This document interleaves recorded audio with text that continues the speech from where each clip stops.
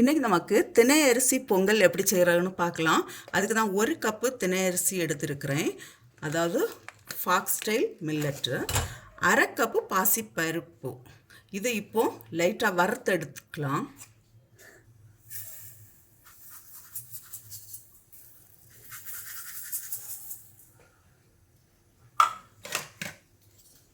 இதை ஒரு 3-4 நிமிஷம் நமக்கு வறுத்தெடுக்கலாம். இது ஒரு 3-4 நிமிஷம் வறுத்தாச்சு. நான் இதை ஸ்டவ் ஆஃப் பண்ணுறேன். இது நீ ஆறட்டும். ஆறின பிறகு இதை க்ளீன் பண்ணிவிட்டு ஒரு 1/2 hour தண்ணியில் ஊற போட்டுட்டு நமக்கு வேக வச்சு எடுக்கலாம். இப்போ ஒரு குக்கர் வச்சு நான் அதில் 1 ஸ்பூன் போல் கீ விடியேன். பொடியாக நறுக்கின இஞ்சி கொஞ்சம் போல்,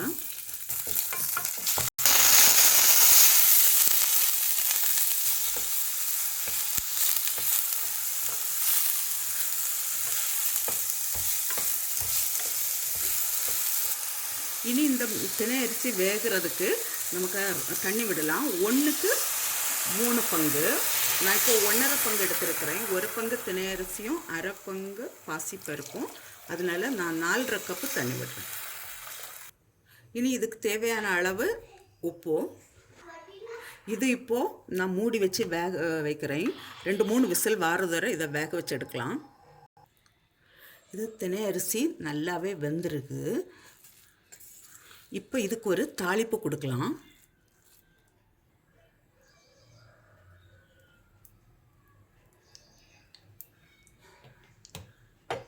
ஒரு ஸ்பூன் கீ விட்டுருக்குறேன்.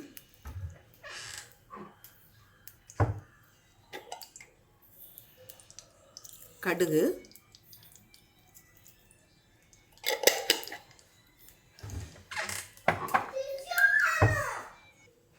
இப்போ இதில் கொஞ்சம் கேஷ்யூ நட்டு,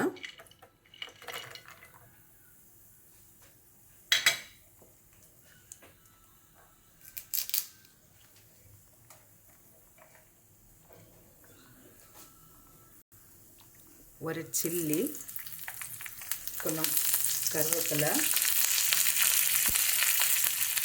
ஜீரகமும் நல்ல மிளகை கொஞ்சம் தட்டி வச்சுருக்கிறேன்.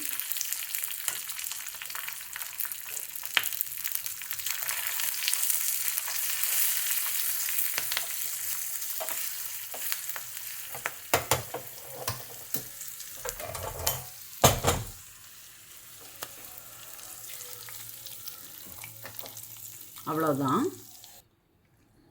கொஞ்சமாக காயம்,